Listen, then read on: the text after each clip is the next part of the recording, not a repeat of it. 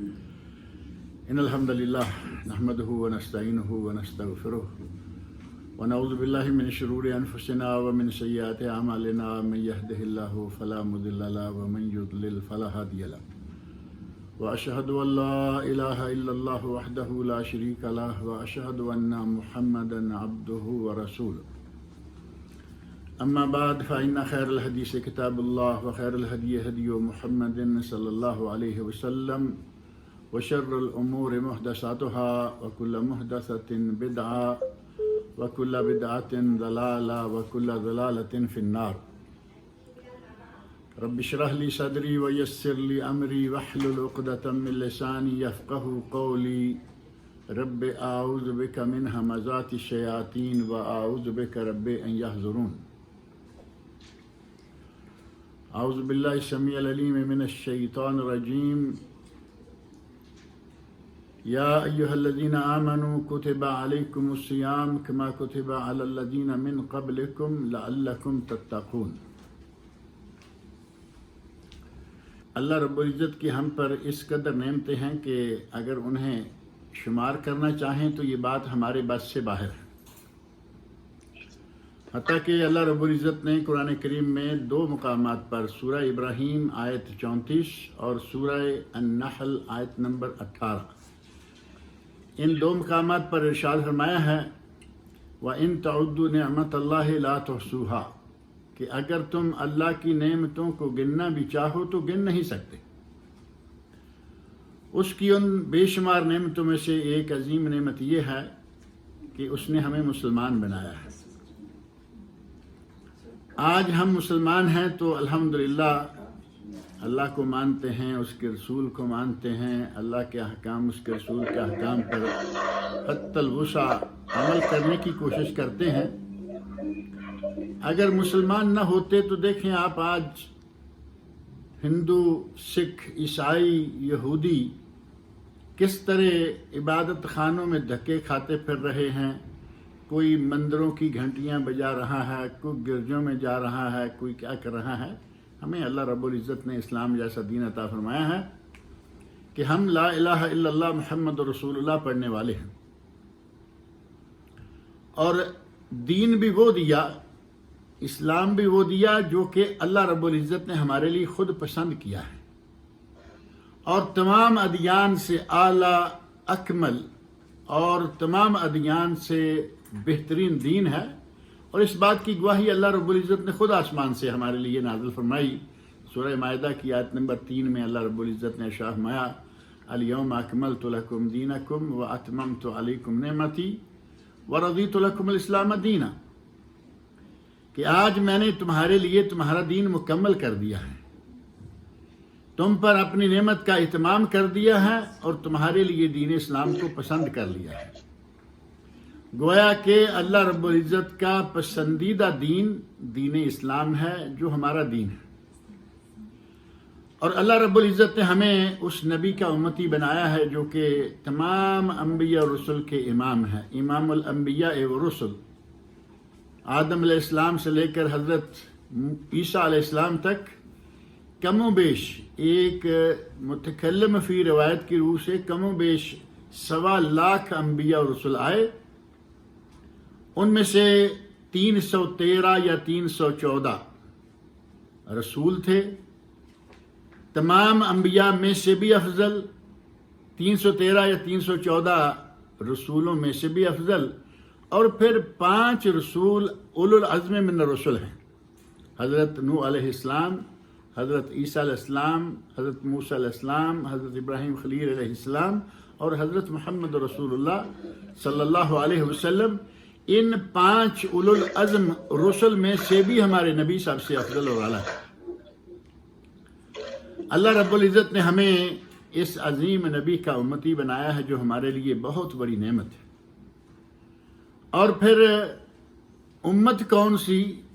جس امت کے بارے میں اللہ رب العزت نے خود سورہ آل عمران کی آیت نمبر 110 میں ارشاد فرمایا کنتم خیر امت اخرجت للناس، تم بہترین امت ہو جو لوگوں کے لیے برپا کیے گئے، اخرجت للناس، تم لوگوں کے لیے میدان میں لائے گئے۔ اور خیر امت، تم تمام امتوں میں سے بہترین امت ہو جو لوگوں کے لیے اس دنیا میں لائے گئے ہو، اور پھر آگے 3 ڈیوٹیاں مقرر فرما دیں کہ یہ کام تم کرو اور خیر امت کے فرد تم ہوگے۔ تامرون بالمعروف وتنہون عن المنکر وتؤمنون باللہ، تم نیکی کا حکم کرتے ہو، برائی سے لوگوں کو روکتے ہو، اور اللہ کی ذات پر ایمان رکھتے ہو۔ ان 3 کاموں کے نتیجہ میں ہمیں اللہ رب العزت نے خیر امت کا شرف عطا فرمایا ہے، جو ہمارے لیے بہت ہی بڑی نعمت ہے۔ غرض یہ کہ جیسا کہ اللہ رب العزت نے خود ارشاد فرمایا ہے کہ تم گن نہیں سکتے، اللہ رب العزت کی نعمتیں، اس کے کلمات، اس کے انعامات، ان کا شمار کرنا ناممکن ہے۔ وَلَوْ أَنَّ مَا فِي الْأَرْضِ مِنْ شَجَرَةٍ أَقْلَامٍ وَالْبَحْرُ يَمُدُّهُ مِنْ بَعْدِهِ 7 أَبْحُرٍ مَا نَفِدَتْ كَلِمَاتُ اللَّهِ، اگر اس روئے زمین کے تمام درختوں کی قلمیں بن جائیں، جتنا پانی ہے، جتنے سمندر آج روئے زمین پر موجود ہیں، 7 گنا سمندر اور لائے جائیں، ما نفدت کلمات اللہ، پوری بری نوع انسان لکھتی رہے، قلم ٹوٹ جائیں گے، سیاہی ختم ہو جائے گی، انسان مٹ جائیں گے، ما نفدت کلمات اللہ، اللہ کے کلمات پھر بھی مکمل نہیں ہوں گے۔ اللہ رب العزت کی کس کس نعمت کا ذکر کیا جائے، اور اللہ رب العزت کی ان نعمتوں میں سے ہی ایک نعمت یہ بھی ہے کہ اس نے ہمیں ماہ رمضان المبارک کے بالکل قریب کر دیا ہے۔ اللہ سے دعا ہے کہ وہ ہمیں رمضان المبارک میں داخل فرمائے اور ہمیں سارے رمضان کے روزے رکھنے کی توفیق عطا فرمائے۔ ابھی ہم رمضان کے قریب ہیں، داخل نہیں ہوئے، اور جیسا کہ شاعر نے کہا ہے نا، نہ خوش ہو اپنی منزل پہ، کبھی ایسا بھی ہوتا ہے کہ ساحل کے قریب آ کر سفینے ڈوب جاتے ہیں۔ اب کوئی نہیں جانتا کہ یہ جو چند گھڑیاں باقی ہیں، 1 دن صرف باقی ہے، ان دنوں میں کون زندہ رہے گا اور کون رمضان المبارک کو پالے گا، کوئی نہیں جانتا۔ اللہ سے دعا ہے کہ ہم سب کو، ہم آپ جتنے سننے والے دیکھنے والے ہیں اور جتنے مسلمان روئے زمین پر موجود ہیں، اللہ رب العزت سب کو اس رمضان میں صحت و عافیت کے ساتھ رکھے اور روزے رکھنے کی توفیق عطا فرمائے۔ اللہ رب العزت نے ہمیں رمضان المبارک کا مہینہ قریب کر دیا، ہمیں دل سے خوش ہونا چاہیے، اس رمضان المبارک کا استقبال خوشی سے کرنا چاہیے۔ بعض مسلمان بھائی ایسے بھی یقیناً ہیں کہ رمضان جیسے جیسے قریب آ رہا ہوتا ہے، ان کی جان پہ بن رہی ہوتی ہے کہ رمضان پھر آ گیا، روزے پھر رکھنے پڑیں گے، سحری افطاری دن کو کام کیا ہوگا۔ ایسا مسلمان کے لیے زیبا نہیں ہے، مسلمان کے شایان شان یہ بات ہے ہی نہیں کہ وہ رمضان المبارک کی آمد پر گھبرائے۔ اسے چاہیے کہ رمضان المبارک کا پوری خوش دلی سے استقبال کرے، اور خوش دلی سے استقبال کرنے کے لیے اسے کرنا کیا ہوگا؟ صرف یہ کہ جو پریشانیاں آدمی محسوس کر رہا ہے، بعض لوگ، اللہ رب العزت ان کے دلوں سے بھی یہ پریشانی دور کرے۔ رمضان ہوتا کتنا ہے؟ رمضان کے بارے میں اللہ رب العزت نے ارشاد فرمایا، تلک الایام، یہ چند دن ہیں۔ رمضان المبارک جو ہے وہ چند دن ہیں، ایام معدودات، یہ گنتی کے چند دن ہیں، کوئی لمبا چوڑا یہ سلسلہ نہیں ہے کہ آپ کو 6 مہینے 5 مہینے 4 مہینے، ایام معدودات، یہ گنتی کے چند دن ہیں۔ کل ہم سارے سوچ رہے تھے، کہہ رہے تھے کہ رمضان آ رہا ہے، رمضان اب سر پہ آ گیا ہے، کل آنے والا لوگ کہنا شروع ہو جائیں گے کہ رمضان جا رہا ہے۔ اللہ رب العزت رمضان کے روزے رکھنے کی توفیق عطا فرمائے اور انہیں قبول بھی فرمائے۔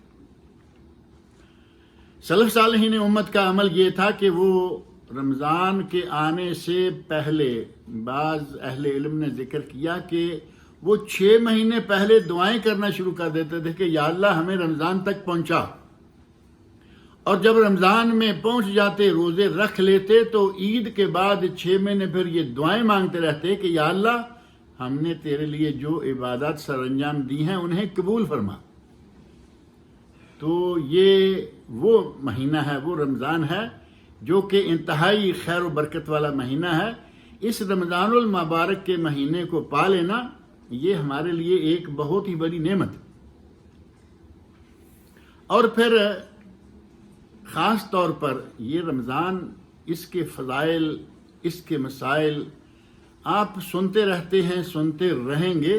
اگر اس کے رمضان المبارک کے جو روزے ہیں، اگر ان کی فرضیت صرف فرضیت ہی ہوتی، کوئی فضیلت کوئی فائدہ نہ ہوتا، تو پھر بھی ہمیں روزے رکھنے تھے۔ ایک مسلمان ہونے کی حیثیت سے فرضیت آ گئی، بس ہمیں روزے رکھنے ہیں۔ اور فرضیت قرآن کریم سے بھی ثابت ہے، جیسا کہ میں نے ابھی آیت پڑھی ہے، یا ایھا الذین آمنوا کتب علیکم الصیام، اے ایمان والو تم پر روزہ فرض کیا گیا ہے، کما کتب علی الذین من قبلکم، جیسا کہ تم سے پہلے لوگوں پر روزہ فرض کیا گیا تھا، لعلکم تتقون، تاکہ تم متقی بن جاؤ۔ یہ دو لفظ جو آخری ہیں وہ ہمارا اصل آج کا موضوع ہیں کہ تقوی، رمضان المبارک کے روزے سے فائدہ کیا ہوگا، روزے کی حکمت کیا ہے، روزے کا فلسفہ کیا ہے، اور وہ ہے حصول تقوی۔ لیکن یہ بات ذکر کر دوں کہ فضائل نہ ہوتے، فضیلت نہ ہوتی، صرف فرضیت ہوتی تو کافی تھی۔ قرآن کریم میں اس آیت سورہ بقرہ کی آیت 183 میں اللہ رب العزت نے روزہ فرض کر دیا۔ ہم نے رکھنا ہے، ہمیں رکھنا ہوگا، ایک مسلمان ہونے کی حیثیت سے روزہ ہم پہ فرض کر دیا گیا۔ اور پھر قرآن کریم کے علاوہ نبی اکرم صلی اللہ علیہ وسلم کی حدیث میں بنی الاسلام علی خمس، اسلام کی بنیاد 5 چیزوں پر ہے، مشہور حدیث ہے، صحیح بخاری صحیح مسلم میں حدیث موجود ہے۔ نبی صلی اللہ علیہ وسلم فرماتے ہیں کہ اسلام کی عمارت 5 ستونوں پر قائم ہے، بنی الاسلام علی خمس، اور ان 5 ستونوں میں سے ایک نماز ہے، پوری تفصیل نہیں ذکر کرتے۔ اور دوسری حدیث جو حضرت جبرائیل امین والی حدیث، حدیث جبرائیل کے نام سے مشہور ہے علیہ السلام، جبرائیل علیہ السلام والی حدیث جو ہے اس میں بھی وہ آتے ہیں، آ کے نبی صلی اللہ علیہ وسلم کے سامنے بیٹھ جاتے ہیں، ان کا حلیہ حدیث میں جس طرح مذکور ہے وہ بھی بات ذکر کریں تو پھر بات لمبی ہو جاتی ہے۔ آ کے سوال پوچھتے ہیں، اخبرنی عن الایمان، بتائیے ایمان کیا ہے۔ آپ نے بتایا، ایمان کے 6 ارکان جو ہیں وہ بتا دیے۔ اخبرنی عن الاسلام، اسلام کیا ہے، آپ نے اسلام کے 5 ارکان بتا دیے۔ اخبرنی عن الاحسان، احسان کیا ہے، آپ نے احسان کا تعارف کروا دیا، ان تعبد اللہ کأنک تراہ فإن لم تکن تراہ فإنہ یراک، تم اللہ کی عبادت اس انداز سے کرو کہ گویا تم اللہ کو دیکھ رہے ہو۔ اور اگر کوئی اس درجے تک نہیں پہنچ سکتا، ظاہر ہے کہ یہ بہت ہی عالی مرتبہ ہے، کوئی اس مرتبے تک نہیں پہنچ سکتا تو کم از کم اتنا تو ہو، فإن لم تکن تراہ فإنہ یراک، اگر دیکھ نہیں رہے، تم دیکھ نہیں رہے تو کم از کم اللہ تمہیں دیکھ رہا ہے۔ اگر یہ تصور دل میں آ جائے تو یقین جانیں کہ عبادت کا مزہ بھی آئے گا اور عبادت صحیح طریقے سے ادا بھی ہو پائے گی۔ ہمارے دلوں میں یہ تصور قائم نہیں ہوتا کہ ہم اللہ کو دیکھ رہے ہیں یا اللہ ہمیں دیکھ رہا ہے، نماز پڑھ رہے ہیں، عجیب و غریب قسم کی حرکات بھی ساتھ ساتھ کرتے رہتے ہیں۔ اللہ کے نبی صلی اللہ علیہ وسلم نے احسان کی تعریف یا تعارف کرواتے ہوئے یہ الفاظ ارشاد میں، جبرائیل علیہ السلام کہتے ہیں کہ قیامت کب آئے گی، آپ نے فرمایا مل مسئول بعالم من السائل، تم سائل ہو، تمہیں بھی پتہ نہیں، مجھ سے پوچھ رہے ہو، مجھے بھی پتہ نہیں۔ انہوں نے کہا کہ کچھ نشانیاں، آپ نے کچھ نشانیاں بتا دی۔ غرض یہ کہ قرآن کریم سے اور نبی اکرم صلی اللہ علیہ وسلم کی احادیث سے روزہ فرض ہے اور وہ ہمیں رکھنا ہی ہے، رکھنا ہی پڑے گا۔ لیکن صرف اتنا ہی نہیں بلکہ ہمارے لیے روزے کے بہت سارے فائدے بھی ہیں۔ ان فائدوں میں سے جو اہم ترین فائدہ اللہ رب العزت نے خود قرآن کریم میں ذکر کیا ہے وہ ہے حصول تقوی۔ اگر روزہ رکھو گے تو تقوی حاصل ہو جائے گا، لعلکم تتقون، شاید کہ تم متقی بن جاؤ۔ لیکن اس کے علاوہ رمضان مبارک کے بہت سارے بے شمار فضائل ہیں، حتیٰ کہ نبی اکرم صلی اللہ علیہ وسلم ارشاد فرماتے ہیں من صام رمضان ایمانا واحتسابا غفر له ما تقدم من ذنبه۔ صحیح بخاری اور صحیح مسلم میں حدیث موجود ہے کہ جس نے اللہ کی ذات پر ایمان رکھتے ہوئے اجر و ثواب کی نیت سے روزہ رکھا، غفر له ما تقدم من ذنبه، پہلے گناہ سارے کے سارے اس کے معاف ہو گئے۔ اور نسائی اور مسند امام احمد میں یہ الفاظ بھی ہیں غفر له ما تقدم من ذنبه وما تاخر، اس کے پہلے اور پچھلے سارے گناہ معاف۔ اللہ رب العزت نے اس رمضان کو کتنا مقام دیا ہوا ہے۔ اور پھر ارشاد فرمایا والذی نفسی بیدہ، قسم ہے مجھے اس ذات کی، لخلوف فم الصائم اطیب عند اللہ من ریح المسک، اور یہ حدیث بھی صحیح بخاری مسلم میں۔ فرمایا مجھے اللہ کی قسم ہے، روزے دار کے منہ کی بدبو، روزے دار کے منہ سے جو ظہر تک اور عصر تک سمیل شروع ہو جاتی ہے، وہ ظاہر ہے کہ روزے دار کو خود اچھی نہیں لگتی، لیکن نبی اکرم صلی اللہ علیہ وسلم فرما رہے ہیں کہ وہ اللہ کو اتنی محبوب ہے کہ کستوری جیسی خوشبو سے بھی زیادہ پسندیدہ ہے، کیونکہ یہ بدبو ایسے نہیں، یہ بدبو اسی کی عبادت کے لیے یہ منہ بند کیا ہوا ہے، اسی کے نتیجہ میں منہ سے اور معدے سے دونوں سے اٹھ کے آ رہی۔ تو گویا نبی اکرم صلی اللہ علیہ وسلم کے ارشاد کی روح سے ہماری اس عبادت کے نتیجہ میں جو منہ سے اسمیل آتی ہے، اللہ کو تو وہ اتنی زیادہ پسند ہے۔ اور ساتھ ہی نبی اکرم صلی اللہ علیہ وسلم ارشاد ہے ان للجنت ثمانیۃ ابواب، صحیح بخاری مسلم میں یہ حدیث بھی موجود ہے، جنت کے 8 دروازے، منھا باب یسمى الریان، ان میں سے ایک دروازہ ہے جس کا نام الریان ہے، باب الریان، لا يدخل منہ الا الصائمون، اس دروازے میں سے سوائے روزہ داروں کے کوئی داخل نہیں ہوگا۔ وی آئی پی گیٹ، قیامت کے دن اللہ رب العزت نے روزہ داروں کو وی آئی پی بنا رکھا ہے، وی آئی پی گیٹ حاصل ہوگا، وی آئی پی مہمان ہوں گے، خاص طریقے سے ان لوگوں کا جنت میں استقبال کیا جائے گا۔ یہ حدیث سن کر حضرت ابو بکر صدیق رضی اللہ عنہ پاس ہی موجود ہیں، وہ پوچھتے ہیں یا رسول اللہ، بندہ جنت میں تو ظاہر ہے داخل ایک ہی راستے سے ہوگا، ایسا تو ہوگا نہیں کہ اندر گیا باہر نکلا، دوسرے سے اندر گیا باہر، ایک ہی سے دروازے سے داخل ہوگا۔ فَهَلْ يُدْعَى أَحَدٌ مِّن تِلْكَ الْأَبْوَابِ كُلِّهَا، کوئی ایسا بھی بندہ ہوگا کہ وہ سارے دروازوں سے ہی پکارا جا رہا ہو کہ ادھر سے آؤ، ادھر سے آؤ، ادھر سے آؤ، ہر دروازے سے اسے آواز لگائی جا رہی ہو؟ تو نبی اکرم صلی اللہ علیہ وسلم فرماتے ہیں کہ یقیناً ایسا بندہ بھی ہوگا، اور ارجو ان تکون منہم، اور مجھے اللہ سے امید ہے کہ تو ان میں سے ہے۔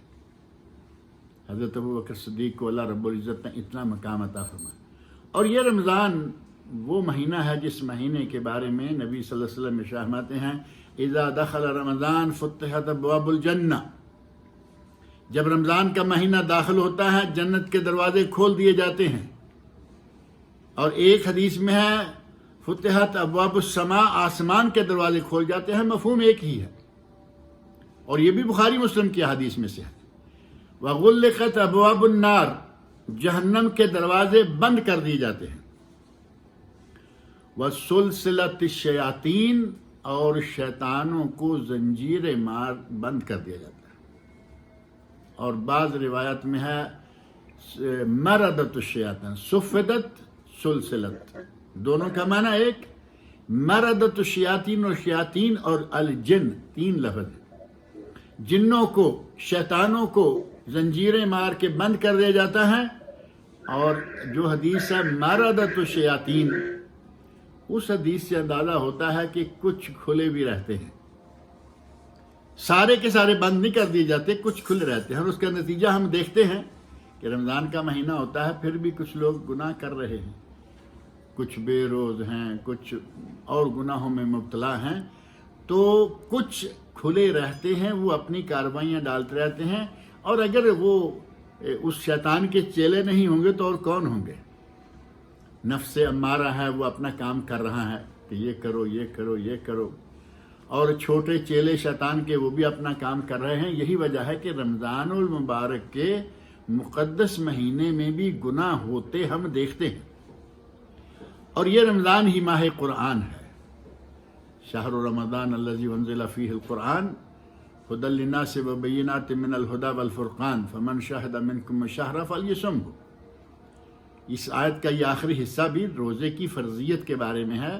فمن شاہد منکم الشہر فلیصمہ، جو اس روزے کے مہینے میں ماہ رمضان میں موجود ہو، تندرست و توانا ہو، مقیم ہو، مسافر نہ ہو، کوئی شرعی عذر نہ ہو، فلیصمہ ہو، تو وہ اس کا روزہ رکھے۔ اس آیت کے آغاز میں اللہ نے فرمایا شہر رمضان الذی انزل فیہ القرآن، رمضان وہ مہینہ ہے جس میں کہ قرآن نازل کیا گیا۔ گویا کہ یہ ماہ رمضان ماہ قرآن ہے۔ نبی اکرم صلی اللہ علیہ وسلم ہمیشہ رمضان مبارک میں جبرائیل امین آتے اور یہ دونوں مل کر قرآن کریم کا ایک دور کیا کرتے تھے۔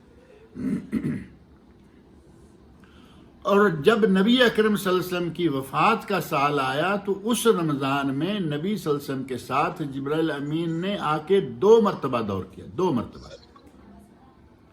تو گویا کہ رمضان المبارک کو قرآن کریم کے ساتھ ایک خاص نسبت ہے۔ یہ ماہ قرآن ہے اور یہ ماہ لیلۃ القدر ہے، یہ ماہ لیلۃ القدر بھی ہے۔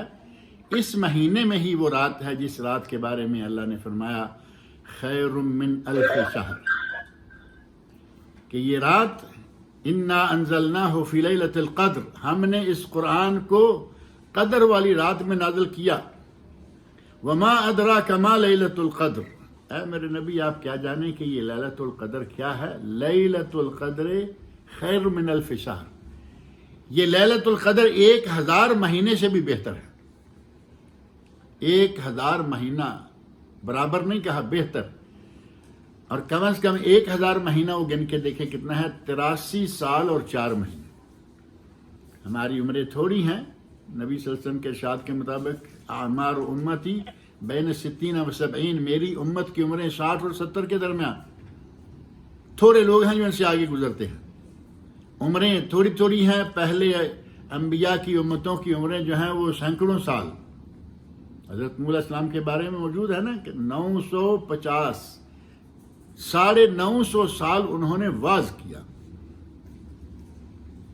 اصحاب کہف کے بارے میں ہے، کتنا عرصہ وہ کئی 100 سال وہ کہف میں پڑے رہے، اللہ رب العزت ان کو سلائے رکھے۔ ہمیں عمریں تھوڑی دیں لیکن کچھ ایسے اعمال بتا دیے، کچھ ایسی چیزیں ہمیں مہیا کر دیں کہ اگر ہم وہ کر گزریں تو ہم ہزاروں سالوں کی عبادت کا ثواب پا سکتے ہیں۔ یہ وہ مقدس اور وہ مبارک مہینہ ہے جس میں لیلۃ القدر ہے، اور وہ عشرۂ اخیر، آخری 10 راتوں میں سے 5 راتیں جو طاق راتیں ہیں وہ ہیں 21، 23، 25، 27 اور 29۔ ان طاق راتوں میں سے کوئی ایک رات وہ لیلۃ القدر ہے۔ اس کی عبادت کے لیے ہی اعتکاف کیا جاتا ہے، اس لیلۃ القدر کو پانے کے لیے۔ اس رات کی عبادت سے مراد اس لیلۃ القدر کو پانے اور اس میں عبادت کر کے اس میں اللہ کو راضی کر لینے کے لیے اعتکاف کیا جاتا ہے۔ خواتین، مرد سب اعتکاف کرتے ہیں۔ نبی صلی اللہ علیہ وسلم نے اعتکاف کیا، آپ کی ازواج مطہرات اور صحابیات رضی اللہ عنہن نے اعتکاف کیا۔ مسلمانوں کے لیے یہ سنت ہے۔ اور اللہ کو راضی کرنے کے سلسلہ میں ایک بات ذکر کر کے میں اصل موضوع جو ہے وہ شروع کرتا ہوں، اگرچہ بات تھوڑی لمبی ہو گئی ہے۔ رمضان کا مہینہ ہے اور وہ موضوع بھی رمضان ہی سے تعلق رکھتا ہے۔ نبی صلی اللہ علیہ وسلم نے 3 چیزوں کے بارے میں فرمایا باعدا، دوسری کے بارے میں باعدا، تیسری کے بارے میں باعدا۔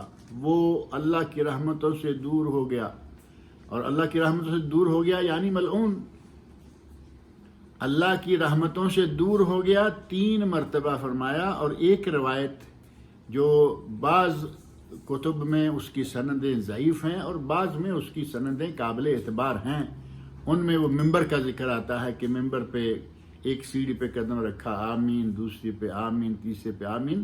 اسی کا خلاصہ اس حدیث میں ہے کہ نبی صلی اللہ علیہ وسلم نے 3 لوگوں کے بارے میں فرمایا وہ اللہ کی رحمت سے دور ہو گیا، جس نے ماں باپ کو پایا ان کی خدمت کر کے اللہ کو راضی نہیں کر لیا، جس کے سامنے نبی صلی اللہ علیہ وسلم کا اسم گرامی آیا، اس نے لکھا، اس نے پڑھا، اس نے سنا یا اپنی زبان سے کہا، کسی بھی حالت میں کرے، ساتھ ہی صلی اللہ علیہ وسلم کہے، لکھتے ہوئے اگر اس نے پورا لکھا نہیں تو زبان سے کہے، زبان سے کہے صلی اللہ علیہ وسلم۔ آپ نے فرمایا کہ جو رمضان کا مہینہ پائے اور رمضان کے مہینے کو پا کر بھی اپنے رب کو راضی نہ کر لے، وہ بھی اللہ کی رحمتوں سے دور ہو۔ تو اس مہینے کے 1-2 نہیں، اس مہینے کے بے شمار فضائل ہیں جن کا ذکر جو ہے وہ بہت طویل مجلسیں چاہتا ہے۔ ہماری جو اصل غرض ہے آج وہ ہے کہ ماہ رمضان کے روزے کو فرض کرنے کی حکمت کیا ہے، اس کا فلسفہ کیا ہے اور اس کا فائدہ کیا ہے، اور وہ فائدہ اللہ رب العزت نے سورۃ البقرہ کی آیت 183 کے آخری 2 لفظوں میں ذکر فرما دیا ہے، اور وہ الفاظ کیا ہیں؟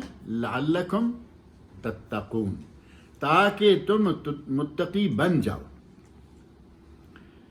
اب یہ دیکھنا ہے کہ تقوی ہے کیا، یعنی تقوی کی تعریف، تقوی کا تعارف، تقوی چیز کیا ہے، پہلے یہ دیکھ لیں۔ تقوی دراصل مومن کے لیے، مسلمان کے لیے قیامت کے دن سفینہ نجات شمار ہوگا، نجات ملے گی اس تقوی کے ذریعے۔ اور دوسرے لفظوں میں اللہ رب العزت اور نبی اکرم صلی اللہ علیہ وسلم کے ارشادات جن میں آپ نے کچھ کرنے کا حکم دیا ان پہ عمل کرنا، جن سے آپ نے منع کیا ان کو چھوڑ دینا، یہ تقوی ہے۔ یعنی اللہ رسول کے اوامر و نواہی دونوں کو اپنانا، یہ تقوی ہے۔ اور یہ بھی کہا گیا کہ تمام حرام چیزوں کو چھوڑ دینا اور صرف حلال پر اکتفا کرنا، یہ تقوی ہے۔ نبی صلی اللہ علیہ وسلم کے منہج کے مطابق چلنا، نبی صلی اللہ علیہ وسلم کی سنت کو، سیرت کو اپنے سامنے رکھنا اور اسی طرح زندگی گزارنا، یہ تقوی ہے۔ اور حضرت عمر فاروق رضی اللہ عنہ سے پوچھا گیا، حضرت عمر فاروق رضی اللہ عنہ نے پوچھا، وہ حضرت ابی بن کعب سے پوچھتے ہیں کہ تقوی کیا ہے؟ اللہ نے فرمایا لعلکم تتقون، اور اللہ نے فرمایا یا ایھا الناس انا خلقناکم من ذکر و انثی، ہم نے تمہیں مذکر اور مؤنث، عورت اور مرد سے پیدا کیا، وجعلناکم شعوبا وقبائل لتعارفوا، اور تمہارے خاندان اور قبیلے بنائے تاکہ تم آپس میں ایک دوسرے کے ساتھ تعارف میں رہو، جان پہچان میں رہو۔ اور آگے فرمایا ان اکرمکم عند اللہ اتقاکم، تم میں سے اللہ کے نزدیک سب سے زیادہ عزت والا وہ ہے جو سب سے زیادہ تقوی والا ہے۔ تو حضرت عمر رضی اللہ عنہ حضرت ابی بن کعب رضی اللہ عنہ سے کہتے ہیں کہ تقوی کیا ہے؟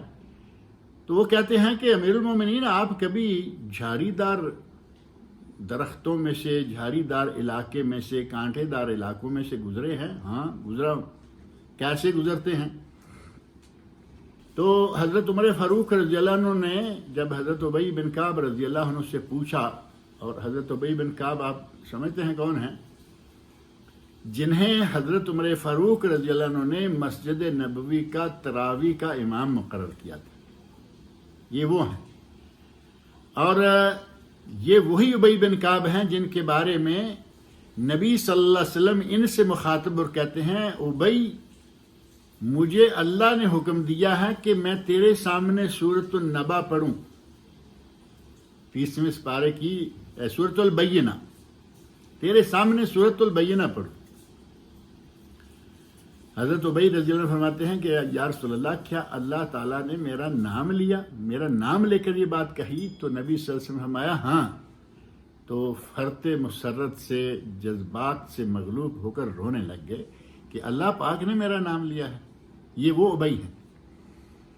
حضرت ابی کہتے ہیں کہ امیر المومنین، کیا کبھی آپ کانٹے والے راستے سے گزرے ہیں؟ تو کہتے ہیں بہت دفعہ۔ فرمایا کیسے گزرتے ہیں؟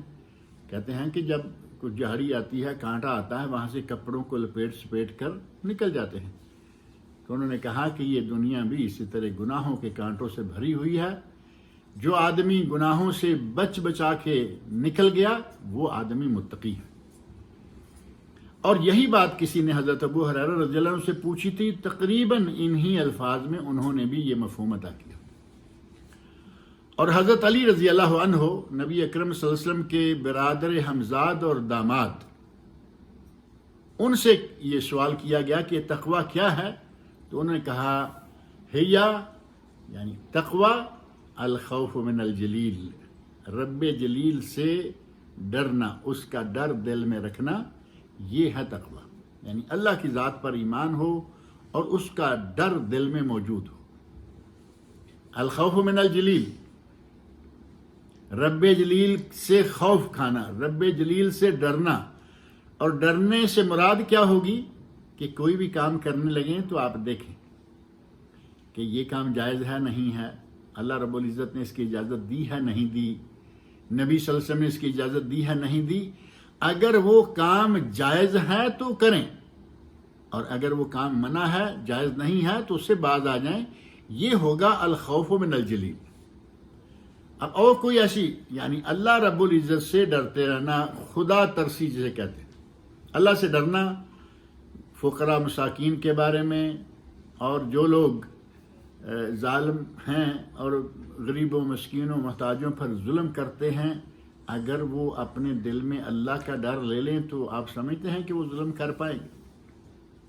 الخوف من الجلیل، پہلی بات سمجھ لیں کہ تقوی کا پہلا حصہ یا تقوی کا پہلا رکن، 4 رکن انہوں نے ذکر کیے ہیں، ان میں سے پہلا رکن، ان کو رکن میں کہہ رہا ہوں، انہوں نے 4 باتیں مسلسل بتا دیں۔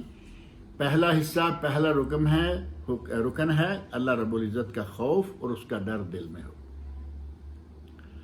دوسرا والعمل بالتنزیل، اور تنزیل پر، اللہ رب العزت نے جو ہمیں شریعت مہیا کی ہے اس پر۔ تنزیل سے مراد صرف قرآن کریم نہیں ہے۔ بعض لوگ سمجھتے ہیں کہ قرآن نازل ہوا اس لیے تنزیل کا لفظ صرف قرآن پر ہی ہوگا، ایسا نہیں۔ تنزیل سے مراد قرآن کریم بھی ہے، بلکہ نبی صلی اللہ علیہ وسلم کی حدیث مبارکہ جو ہے وہ بھی شریعت ہے۔ اور وہ کیسے؟ نبی صلی اللہ علیہ وسلم کے بارے میں سورۃ النجم میں اللہ رب العزت نے ارشاد فرمایا ہے، ما ينطق عن الهوى ان هو الا وحی یوحی، میرا نبی اپنی مرضی سے کوئی بات نہیں کرتا۔ میرا نبی جب اپنی مرضی سے بات نہیں کرتا تو نبی صلی اللہ علیہ وسلم کے ارشادات جن کا تعلق دین سے ہے، یہ بات تھوڑی ذہن میں رکھ لیں، وہ ارشادات جن کا تعلق شریعت سے ہے، دین سے ہے، وہ نبی صلی اللہ علیہ وسلم کی زبان مبارک سے صرف اللہ رب العزت کی طرف سے وحی، الہام، القاء، کچھ بھی کہیں، اللہ رب العزت کی طرف سے وہ مفہوم ہوتا اور نبی صلی اللہ علیہ وسلم کی زبان مبارک سے وہ الفاظ ادا ہوتے۔ تو دونوں چیزیں تنزیل ہو گئی نا، دونوں وحی ہیں۔ یہ ہماری شریعت جو ہے یہ وحیین، دونوں وحیوں پر مشتمل ہے۔ اس میں قرآن ہے جو کہ وحی متلو، یعنی وہ وحی جس کی باقاعدہ تلاوت ہوتی ہے، قرآن کریم، اور دوسری وحی ہے وحی غیر مطلوب، یہ جس تلاوت تو نہیں ہوتی، اس کو پڑھا جاتا ہے، سمجھا جاتا ہے، عمل کیا جاتا ہے، لیکن قرآن کی طرح اس کی تلاوت نہیں ہوتی۔ تو یہ دونوں وحییں مل کر شریعت ہے، یہ دونوں ہی تنزیل ہیں۔ تو گویا تقوی کا دوسرا حصہ جو ہے وہ ہے تنزیل۔ اور تیسرا حصہ العمل، الخوف من الجلیل والعمل بالتنزیل والقناعۃ بالقلیل۔ تیسرا حصہ، تیسرا جز یا تیسرا رکن جو ہے تقوی کا، وہ ہے تھوڑے پر قناعت کرنا۔ اب تھوڑے پر قناعت کیا ہے؟ ہمارا آج کا دور جو ہے وہ آدمی پیسے سے سیر ہی نہیں ہوتا، پیسے سے پیٹ ہی نہیں بھرتا۔ آج ہزاروں میں ہے، کل لاکھوں میں، کل کروڑوں میں، لیکن وہ پیاس ختم نہیں ہوتی۔ اور یہاں میں ایک بات ذکر کر دوں، لوگ جائز ناجائز طریقوں سے کمائے چلے جاتے ہیں، جبکہ یہ سراسر اسلام میں ناجائز، صرف حلال طریقوں سے کمانا ہے۔ حلال طریقوں سے کمائیں گے برکت بھی ہوگی، حرام طریقوں سے کمائیں گے برکت، پیسہ بڑا آتا نظر آئے گا لیکن جاتا بھی اسی طرح ہوتا ہے، برکت جو ہے وہ ختم ہو جاتی ہے۔ اور ہمارے یہاں جو ایک جملہ لوگوں نے رکھا ہوا نا، نجائز اور حرام کما کے لائیں گے، لمبی چوڑی رقمیں لائیں گے اور گھر والوں کو، میں تو آپ کے لیے کرتا ہوں، میں تو یہ سارا کچھ آپ کے لیے، یہ آپ کے لیے والی بات غلط ہے۔ یہ انسان کے اندر ایک پیاس، انسان کے اندر ایک پیاس ہے جسے یہ بجھانا چاہ رہا ہے، اس پیاس کو بجھانے کے لیے جائز ناجائز حلال حرام کسی بھی طرح سے پیسہ اکٹھا کرنے پہ لگا رہتا ہے۔ یہ جائز نہیں ہے، یہ مسلمان کی شان نہیں ہے۔ محشر کے میدان میں نبی اکرم صلی اللہ علیہ وسلم کا ارشاد ہے، لا تزال قدم عبد یوم القیامہ حتی یسأل عن اربع، اور ایک حدیث میں عن خمسہ، 5 چیزوں کا جواب دیے بغیر انسان کے قدم بھی محشر کے میدان سے اللہ کے سامنے سے نہیں ہٹیں گے۔ ان 5 چیزوں میں سے کون کون سی ہیں؟ کیا پوچھا جائے گا؟ یسأل عن عمرہ، اس کی عمر کے بارے میں پوچھا جائے گا، فی ما افناہ، کہاں اس نے فنا کر دی، وعن شبابہ فی ما ابلاہ، شباب اور جوانی کے بارے میں پوچھا جائے گا کہ جوانی کیسے گزاری۔ اب جوانی تو عمر ہی ہے نا، عمر میں ہی شامل ہے، لیکن جوانی کا حصہ جو ہے وہ تھوڑا اسپیشل ہوتا ہے، اس میں جیسے ہمارے یہاں معروف ہے نا جوانی دیوانی، اس جوانی کے دور کو سنبھال کے رکھنا یہ بہت بڑا کام ہے۔ اور یہ پیغمبروں کی صفت شمار کیا گیا، در جوانی توبہ کردن شیوہ پیغمبری، وقت پیری گرگ ظالم میشود پرہیزگار۔ بڑھاپے میں جا کے تو جو بھیڑیا ہے وہ بھی پرہیزگار متقی بن جاتا ہے، وہ شکار مار نہیں سکتا تو کیا کرے گا، وہ تو متقی بن کے بیٹھنا پڑے گا نا۔ جوانی میں وہ مار سکتا ہے لیکن وہ اس وقت کھانے کے لیے لاتا ہے، مارتا ہے جو کچھ مار دھاڑ۔ یہ ایسے ہی اگر جوانی میں اپنے آپ کو گناہوں سے بچا لے تو یہ تقویٰ ہوگا، یہ پرہیزگاری ہوگی، یہ شیوہ پیغمبری ہوگا۔ لیکن اگر وقت گزر گیا، اب بوڑھا ہے اور کہتا ہے جی میں تو کبھی چوری ڈاکہ نہیں مارتا، بھائی تم میں چوری ڈاکہ مارنے والی اب کون سی بات رہ گئی ہے؟ اپنا 4 پیسے اٹھ کے باتھ روم میں جا نہیں سکتے، تم کہہ رہے چوری ڈاکہ میں نہیں کرتا۔ اسی طرح دوسرے گناہ بھی ہیں۔ اللہ رب العزت پوچھے گا کہ جوانی کہاں ضائع کر دی، کہاں لگائی، کہاں جوانی کو ختم کیا۔ وَعَن مَالِهِ وَعَن عِلْمِهِ مَاذَا عَمِلَ فِي مَا عَلِمَ، جو اس کو علم تھا اس پہ کیا عمل کیا، کیا عمل کر گیا۔ علم سیکھا لمبا چوڑا اور عالم ہو گیا، بہت بڑا حافظ قاری اعلیٰ درجے کا، لیکن اس پہ عمل کیا کیا۔ وَعَن مَالِهِ، اور مال کے بارے میں پوچھا جائے گا۔ یہ 4تھا سوال ہے ایک حدیث کے اعتبار سے، اور اس کے اندر چونکہ 2 سوال ہیں، دوسری حدیث میں 5 سوال قرار دیا گیا۔ وَعَن مَالِهِ من أَيْنَ اكْتَسَبَهُ، یہ مال کہاں سے کمایا۔ یہ جو کہتے ہیں تمہارے لیے میں کرتا ہوں، حلال حرام ہر طرح کا اکٹھا کیے لائے چلے آتے ہیں، وہ نہیں، صرف حلال۔ سوال ہوگا کہ مال کہاں سے کمایا، من أَيْنَ اكْتَسَبَهُ، اس مال کو کہاں سے کمایا۔ وَفِيمَا أَنفَقَ، فیما انفقہ، پھر اس کو خرچ کہاں کیا۔ جس طرح مال کو کمانے کے لیے پابندی ہے، اسی طرح مال کو لگانے کے لیے بھی پابندی ہے۔ تم حرام جگہ پہ اپنا مال صرف نہیں کر سکتے۔ ایسے لوگ ہیں ہزاروں لاکھوں مالدار لوگ لاکھوں روپے حرام میں لٹائے چلے جاتے ہیں، جن کی کوئی حقیقت نہیں، کوئی اصلت نہیں، کوئی آخرت میں اس کا ذرہ برابر فائدہ نہیں ہونے والا، بلکہ گناہ ہوگا۔ اللہ پوچھے گا کہ تمہیں مال دیا تھا تو تم نے اس طرح اللے تڑلے میں اڑا دیا۔ تو یہ مال جو ہے اس کے بارے میں بھی سوال ہوگا، لہذا کمائیے حلال سے، اور جتنا بھی کما لیں اس پر قناعت کریں۔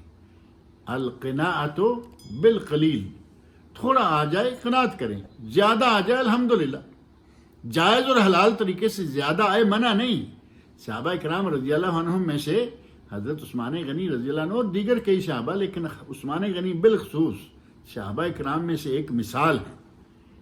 ان کا لقب ہی غنی پڑ گیا تھا کہ اتنے مالدار تھے۔ تو گویا کہ مال کمانا منع نہیں، کمانا جائز ہے، لیکن سارے فرائض کو ادا کر کے، واجبات کو ادا کر کے، اور صرف حلال ذرائع سے کمانا، حرام ذرائع سے نہیں، اور فرائض و واجبات کو چھوڑ کر نہیں۔ اللہ رب العزت جتنا دے اس پہ قناعت کریں۔ کچھ لوگ ایسے ہیں کہ کروڑوں کے مالک ہیں لیکن انہیں کوئی سکون نہیں، پریشان، یہ ہو رہا، وہ ہو رہا، ادھر ہو رہا، بلا وجہ کی پریشانیاں اپنے اوپر انہوں نے لادی ہوئی ہوتی ہیں۔ اور کچھ لوگ ہیں تھوڑے سے پیسے ہیں، بڑے مزے کے ساتھ زندگی گزر رہی ہے، جب بھی پوچھو الحمدللہ، ہاں جی کیا الحمدللہ۔ اس قسم کے مالداروں سے پوچھو یار کیا بتاؤں، وہ کئی کہانیاں گڑھ کے بتائیں گے، یہ قناعت کہاں کریں گے؟ یہ وہ پیاس ہے انسان کے اندر ہے، اس کے دل میں ہے، ڈال دیا اپنے بیوی بچوں پہ، کہا میں تمہارے لیے یہ سارا کچھ کرتا۔ یہ ہے القناعۃ بالقلیل، تھوڑے پر قناعت کرنا، جتنا اللہ دے اسی میں رہیں، اپنے گھر میں جو اخراجات ہیں ان کو مینج کریں، ان کو سیٹ کریں۔ اور اگر آپ ایک مہینے میں 10,000 15,000 20,000 اب روپوں والی تنخواہیں تو بہت بڑی ہوتی ہیں، ہمارے یہاں ذرا اس کے برعکس ریال ہوتے ہیں، تنخواہیں چھوٹی، اس کی نسبت چھوٹی ہوتی ہیں۔ انڈیا پاکستان کے روپے کا بھی معلوم ہے کتنا فرق ہے، آج کل پاکستان کا شاید 48 روپے ہو گیا ہے، اور انڈیا کا جو ہے وہ تھوڑا کم ہے۔ تو ایک آدمی اپنی جتنی تنخواہ لیتا ہے اسی کے اندر رہے، اسی کے اندر اپنے اخراجات کو مینج کرے، کپڑا اسی حساب سے خریدے، کھانے پینے کی اشیاء اسی حساب سے خریدے، اپنے گھر کے اندر لگژری سامان کے پیچھے لگا رہے گا، تنخواہ کہاں جائے گی؟ کیا کام کرے گی پھر؟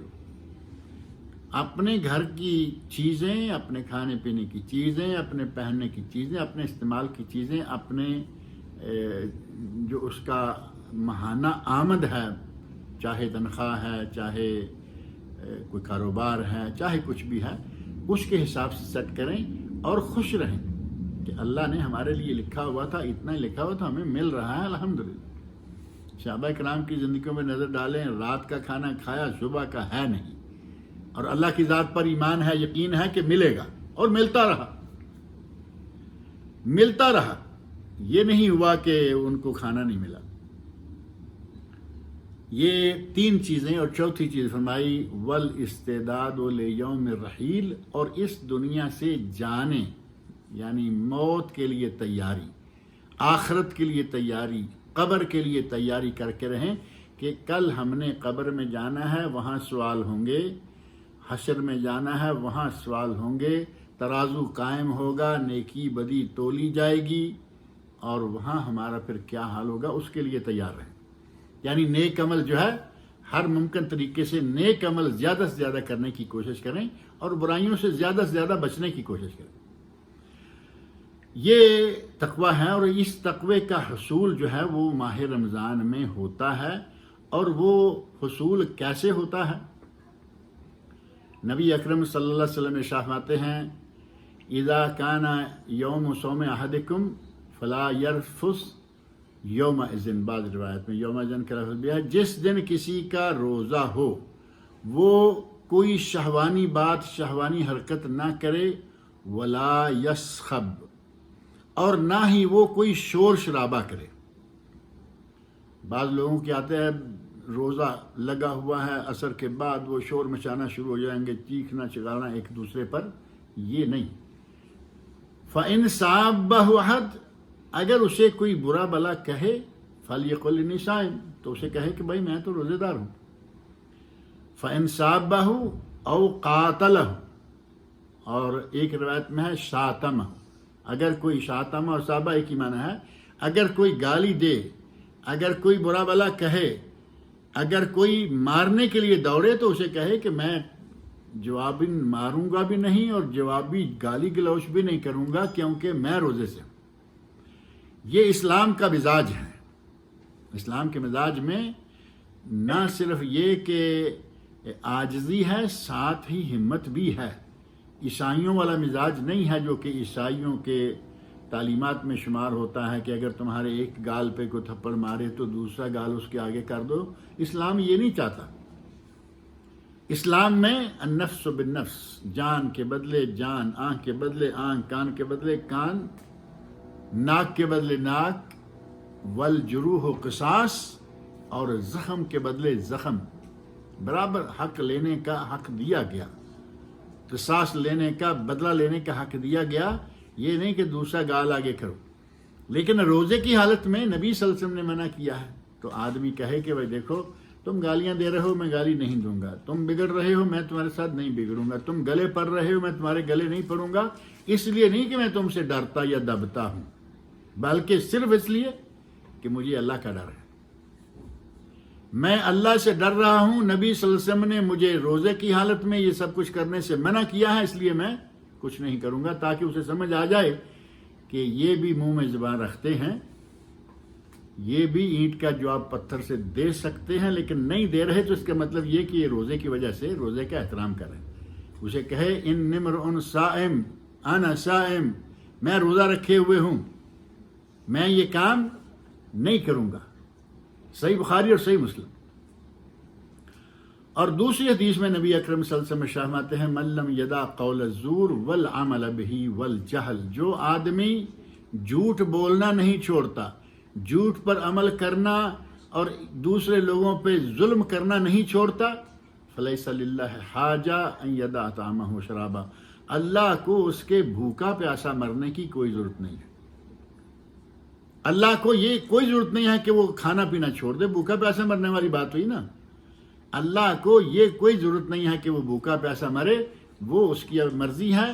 اگر جھوٹ بولنا، جھوٹ پہ عمل کرنا اور دوسروں پہ بگڑنا نہیں چھوڑتا تو اس کا روزہ قبول نہیں ہوگا. اگر 3 مہینے پورے آدمی اپنی زبان جھوٹ بولنا، زبان سے بولے گا نا، دوسروں پہ بگڑنا زبان سے بگڑے گا، کسی پہ ہاتھ سے بگڑے گا. نبی صلی اللہ علیہ وسلم کی ان تعلیمات کو آپ صرف سامنے رکھ کے دیکھیں کہ جو آدمی روزے کی حالت میں گالی گلوز نہیں کرتا، روزے کی حالت میں کوئی شہوانی ناجائز غیر محرم سے حرکت ایسی نہیں کرتا، اور روزے کی حالت میں جھوٹ نہیں بول رہا، اس آدمی کا 30 دن کا مسلسل یہ ایک کورس نہیں ہو جائے گا. 30 دن مسلسل پورے 12 13 14 گھنٹے جہاں جہاں جیسے جیسے روزے کا وقت ہوتا ہے یہ پابندی کرتا ہے، تو وہ 30 دن کے اندر اندر اس کے اندر یہ تقوی لازماً آ جائے گا. اگر وہ روزے اللہ کے لیے رکھ رہا ہے ایماناً و احتساباً، اللہ پر ایمان اور اس کے اجر حاصل کرنے کے لیے، یقیناً اس کے اندر تقوی آئے گا. اور ہمارے بعض احباب نے تو یہاں تک کہا ہے کہ اگر آدمی ذہن میں رکھیں، اگر آدمی اپنے کان پاک رکھے، زبان پاک رکھے، آنکھیں پاک رکھے اور دل پاک رکھے، اور ایک چیز بڑی اسپیشل انہوں نے اضافہ کی، کہا کہ اپنے موبائل کو پاک رکھے. موبائل کو پاک کیسے رکھے گا؟ جن کے موبائل میں گندگیاں بھری ہوئی ہوں گی، ایک ہے کہ وہ موجود ہیں، آٹومیٹک موجود ہیں، وہ بات الگ ہے. وہ لوگ جنہوں نے ڈاؤن لوڈ کر کر کے ڈھیر لگائے ہوئے گندگیوں کے، اس کا موبائل پاک شمار ہوگا؟ کہا موبائل پاک رکھے، کان پاک رکھے، آنکھیں پاک رکھے، زبان پاک رکھے، دل پاک رکھے. 5 چیزوں کو پاک رکھے، وہ متقی ہے، وہ متقی ہو جائے گا، اس کے اندر تقوی آ جائے گا. تقوی کا حصول جو ہے وہ اس طرح ممکن ہے کہ رمضان کے اب ایک بات یہاں یہ بھی ہے کہ رمضان کا پورا مہینہ، پورا دن وہ یہ کاموں کرنے کی، ان کاموں سے بچنے کی پابندی. رمضان میں روزہ رکھا ہوا ہے، تلاوت کر رہا ہے، ذکر و اذکار کر رہا ہے، گالی گلوچ سے، غیبت سے. یعنی روزہ یہ نہیں ہے کہ صرف پیٹ کا روزہ رکھ لیا، روزہ اس کے پیٹ کا، روزہ اس کے کان کا، روزہ اس کی آنکھ کا، روزہ اس کی زبان کا. اور ساتھ ہی یہ کہیں کہ صرف روزہ نہیں بلکہ سال بھر کے لیے، عمر بھر کے لیے روزہ رکھوائے اپنے موبائل کو. انشاءاللہ تقوی جو ہے وہ یقیناً حاصل ہو جائے گا. اور رمضان المبارک کے مہینہ میں اللہ رب العزت نے جو خاص طور پر کہا لعلکم تتقون، تاکہ تم متقی بن جاؤ، روزے کا فلسفہ یہی، روزے کا فائدہ یہی ہے، اور روزے کی حکمت ہی یہی ہے. کہ تاکہ تم متقی بن جاؤ۔ اور اگر آدمی یہ کہے کہ دن کے وقت میں جھوٹ نہیں بولتا، میں دن کے وقت گالی گلوچ نہیں کرتا، جہالت نہیں کرتا، کسی کے گلے نہیں پڑتا، اور کیا رات کو یہ ساری چیزیں جائز ہو جائیں گی؟ یہ نہ دن کو جائز ہیں نہ یہ رات کو جائز ہے۔ دن کو منع حرام، رات کو منع حرام۔ اور اگر یہ کوئی کہے، اب پورے رمضان کے مہینہ میں ٹریننگ ہو جائے گی انشاءاللہ، اب ٹریننگ تھوڑی بہت ہی ہو جائے اور اس کے بعد اس کو ساتھ لے کے چلے، 10-11 مہینے اسی کو ساتھ لے کے چلے تو آگے ایک پھر رمضان آ جائے گا۔ یہی وجہ ہے کہ میں اس کو کہا کرتا ہوں کہ رمضان المبارک کا مہینہ ہمارے لیے ایک ریفریشر کورس ہے۔ ٹیچرز کو کورس کرایا جایا کرتا تھا، پتہ نہیں آج کل کی پوزیشن کیا ہے، سال 2 سال 3 سال 5 سال میں وہ کم از کم ایک کورس کراتے تھے، مہینہ 15 دن کا، جس میں ان کو یہ نئے سرے سے تعلیمات دی جاتی، تربیت کی جاتی کہ ان کے اندر جو خفیہ صلاحیتیں موجود ہیں لیکن خفتہ سو گئی ہیں، صلاحیتیں موجود ہیں لیکن سستی آ چکی ہے، ان کو استعمال نہیں کرتا، صلاحیتیں موجود ہیں، غفلت برتتا ہے، لاپرواہی کرتا ہے۔ اس کورس کے ذریعے ان کے اندر ان صلاحیتوں کو باقاعدہ جلا دی جاتی ہے، جلا بخشی جاتی ہے، سیقل کیا جاتا ہے، ان کو روشن کیا جاتا ہے کہ بھائی یہ کام تم نے کرنے ہیں، تمہارے اندر موجود ہیں صلاحیتیں، تم کر سکتے ہو، تم نے کرنے ہیں۔ رمضان المبارک کا مہینہ جو ہے یہ ہمارے لیے 30 دن ایک ریفریشر کورس ہے، اور اس ریفریشر کورس میں سے نکل کے ہم یہ کریں گے کہ رمضان کے مہینے میں جو چیزیں منع تھیں، وہ چیزیں خاص رمضان کے روزے کے ساتھ خاص ہیں۔ مثلا رمضان کے روزے میں، روزے کی حالت میں اپنی ہی بیوی کے ساتھ جمع منع ہے، اس کو آپ چھوڑ دیجئے۔ گالی گلوچ، چغلی، غیبت، آنکھوں کے ساتھ جسے بد نظری یا پریشان نظری کہتے ہیں، وہ کانوں سے غیبتیں سننا، لوگوں کے گلے پڑنا، یہ ساری چیزیں اگر وہ رمضان میں نہیں کر رہا، ہمت کرے رمضان کے بعد بھی ان چیزوں کو چھوڑ دے تو یقیناً فائدہ ہوگا نہیں ہوگا۔ اور باذن ہی تعالی اس ایک مہینے کی ٹریننگ ہمیں اگلے 11 مہینے کام آئے گی، اور ہم متقی ہوں گے، متقی رہیں گے، اتنے میں اگلا پھر رمضان آ جائے گا، کچھ کمی بیشی ہوگی تو پھر اللہ تعالیٰ اس کو نکال دے گا۔ اس طریقہ سے رمضان المبارک جو ہے وہ ہمارے لیے ایک ٹریننگ ہے، ہمارے لیے ایک ریفریشر کورس ہے۔ اور پھر اللہ رب العزت کا نظام دیکھیں کہ جو ٹریننگ کورس ہوتے ہیں ان کورسز کے بعد عموماً الوداعی پارٹی دی جاتی ہے، ان کو کھانے کھلائے جاتے ہیں، مٹھائیاں تقسیم کی جاتی ہیں وغیرہ، ٹی پارٹی کہہ لیں۔ یہ رمضان المبارک کا ہمارا 30 دن کا کورس ہوتا ہے، کافی لمبا کورس ہے، کافی لمبا کورس ہے 30 دن کا۔ اور اگر یہ ہم 12 گھنٹے روز کا شمار کریں، 360 گھنٹے کا کورس، 360 گھنٹے کا کورس بنتا ہے، تو بڑی ہمت کر کے اس کورس کو مکمل کرتے ہیں۔ تو مکمل کرنے کے بعد جیسے ہماری ریفریشر کورس کے بعد ٹی پارٹی ہوتی ہے، ہماری عید آ جاتی ہے جو ان ٹی پارٹیوں سے بہت بڑی پارٹی۔ اللہ تعالیٰ سے میری دعا ہے کہ وہ ہمیں اس رمضان میں تقوی حاصل کرنے کی توفیق عطا فرمائے، ہمیں روزے رکھنے کی توفیق عطا کرے، ہمارے روزوں کو اللہ رب العزت قبول فرمائے۔ جو لوگ پریشان ہیں اللہ تعالیٰ ان کی تمام پریشانیاں دور کرے، کوئی مالی پریشانی، کوئی ذہنی پریشانی، کوئی جسمانی پریشانی، کوئی نفسیاتی پریشانی، ہر پریشانی کو اللہ تعالیٰ دور فرمائے۔ اللہ تعالیٰ اس کرونا کی وبا کو دنیا سے اٹھا لے اور مسلمانوں کو خاص طور پر اور ساری دنیا کے لوگوں کو اس کے شر سے محفوظ کر لے۔ باقی بیماریاں بھی اللہ تعالیٰ دور کرے، بیماروں کو اللہ تعالیٰ شفا عطا فرمائے، اور جو لوگ فوت ہو گئے ہیں اللہ تعالیٰ ان کی مغفرت فرمائے، جو زندہ ہیں ان کو صحت و عافیت سے رکھے اور رمضان کے روزے رکھنے کی توفیق عطا فرمائے۔ ہمارا 1 گھنٹہ وقت تھا وہ الحمدللہ پورا ہو گیا ہے۔ اس دعا کے ساتھ ہی ہم اپنے اس موضوع کو ختم کرتے ہیں کہ اللہ رب العزت مجھے اور آپ سب لوگوں کو نیک عمل کی توفیق عطا فرمائے۔ والسلام علیکم ورحمۃ اللہ وبرکاتہ۔ جی مظفر صاحب. السلام علیکم شیخ. وعلیکم السلام ورحمۃ اللہ وبرکاتہ. بارک اللہ شیخ. اللہ یبارک فیک. درس بہترین تھا.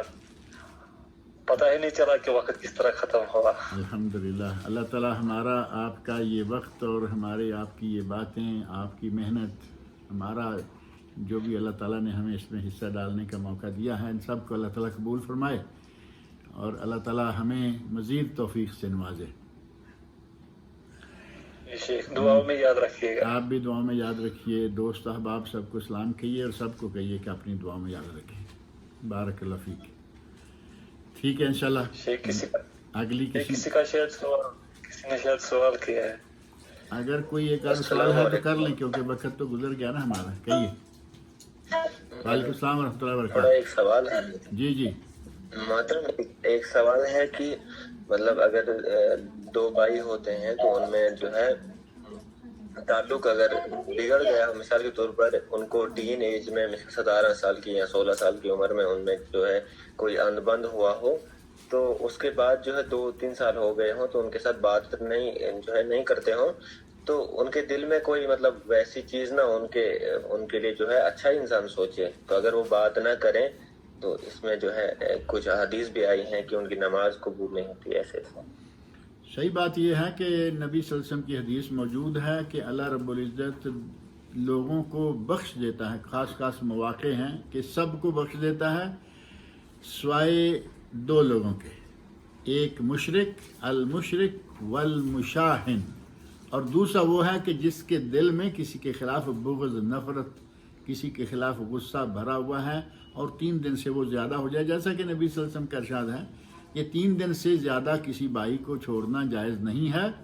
اور پھر فرمایا خیرہما الذی یبدأ بالسلام، ان دونوں میں سے پھر بہترین شخص وہ ہے جو پہلے سلام کرے، یعنی پیش قدمی کرے اور اسلام کر کے اپنا غصہ جو ہے وہ ختم کرے. اور غصہ ختم کرنے کا اعلان اسلام کے ساتھ ہی ہوگا. وہ ان دونوں میں سے خاص طور پر بہترین شخص ہے. تو یہ کہنا کہ ہم بولتے نہیں لیکن ہمارے آپس میں کوئی غصہ نہیں رہا، کوئی یہ نہیں رہا، کوئی وہ نہیں رہا، یہ وہ نہیں ہے تو بولیے. اگر بول نہیں رہے تو یہ وہ باقی ہے لیکن اب آپ اس کو ظاہر نہیں کر رہے، یہ غلط ہے. یا بولیے کھل کے، سلام کیجئے، دعا سلام رکھیے. میں کہا کرتا ہوں کہ کچھ لوگ یا کچھ رشتے ایسے ہوتے ہیں کہ آپ ان کے ساتھ نہ تو ویسے ہی روز ملتے ہیں، کبھی کبھار ملنا ہوتا ہے اور کبھی کبھار ٹیلی فون کر لیا.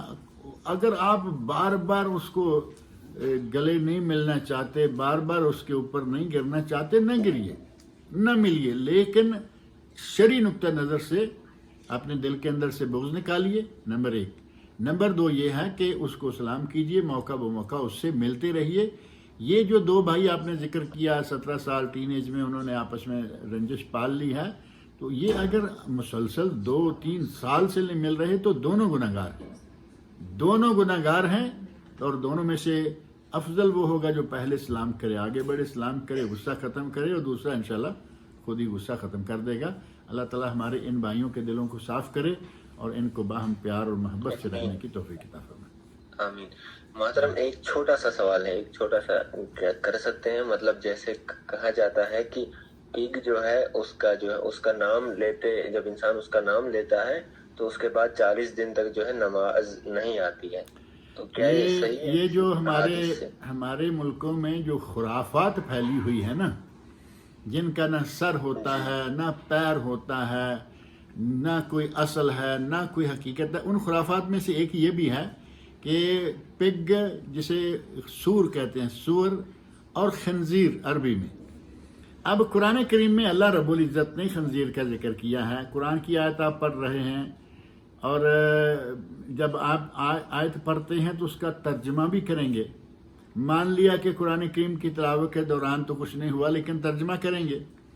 انگلش والا پگ کرے گا، اردو والا خنزیر کرے گا، پنجابی والا سور کرے گا، ایک اور لفظ استعمال کرتے ہیں. تو یہ تو سارے لفظ قرآن سے باہر ہیں. تو ان کا قرآن پڑھانے کے نتیجہ میں، ترجمہ تفسیر پڑھانے کے نتیجہ میں 40 دن کی نمازیں گئیں یہ تو انتہائی احمقانہ بات ہے. اللہ نے جس جانور کا ذکر قرآن میں کیا ہے اس کا نام لینے سے اس کی جانور کی گندگی میں کوئی شک نہیں. وہ گندا ہے اور وہ نجس ہے، اور تمام جانوروں سے زیادہ نجس ترین جانور وہی ہے، اس میں کوئی شک نہیں. گوشت حرام اور وہ نجس، لیکن اس کا نام لینے سے انسان کی زبان ناپاک ہو جائے. کہتے ہیں زبان ناپاک ہو جاتی ہے. آپ نے اب یہ بھی کہا کہ 40 دن نماز قبول نہیں. میں نے تو صرف ناپاک کا سنا ہوا تھا، تو آپ نے تو اور بھی بڑی لمبی بات بتا دی ہے. ایسا کچھ نہیں ہے. اس جانور کا ذکر قرآن میں ہے، اور جس کا ذکر قرآن میں ہے اس کے بارے میں اگر یہ کہا جائے کہ اس کا نام لینے سے یہ ہو جائے گا، یہ غلط بات ہے. جزاک اللہ محترم، دعا میں یاد رکھیے گا محترم. السلام علیکم ورحمۃ اللہ وبرکاتہ.